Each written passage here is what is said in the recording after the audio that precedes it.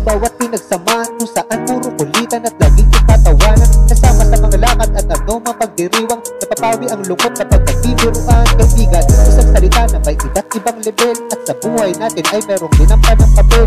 Mula sa pagkabata nung ikaw pa ay sutil, hanggang sa lumakit tumibay na parang pader. Kasi na di kalaunan ay naging katropa, nasundo sa kalukuhan at nauuso na forma. Nasa iyo kung gusto mong matuto na tumoma, o di kaya'y magsikap ng patuwang diploma. Mga kaibigan na nag-aaral ng mabuti, kasi ayaw masayang ang baong hinihingi. Desisyon na iwastot, iwasan ng mali, di baling kaunti, basta tama ang pagpili. Salamat sa mga kaibigan nagbigay ng kulay, salamat sa mga kaibigan nagsilbing gabay.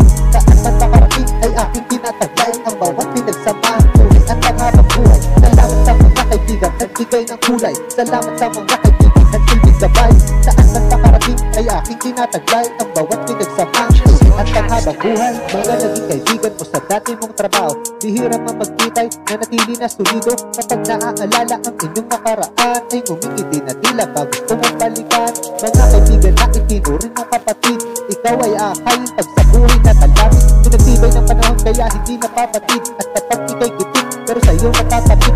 Kaya't maging kaibigan ang mga tao na kalmado, sila'y nakakaisip ng mga tamang pagpaplano. Laos na ngayon ang salita na barumbado, mas unahin ng pamilya at matanda na tayo. Meron ng obligasyon ay hindi napapawi, salamat sa mga kaibigan na nananatili. Desisyon ng iwastot, iwasan ng mali, di baling kaunti, basta tama ang pagpili. Salamat sa mga kaibigan nagbigay ng kulay, salamat sa mga kaibigan nagsilbing gabay.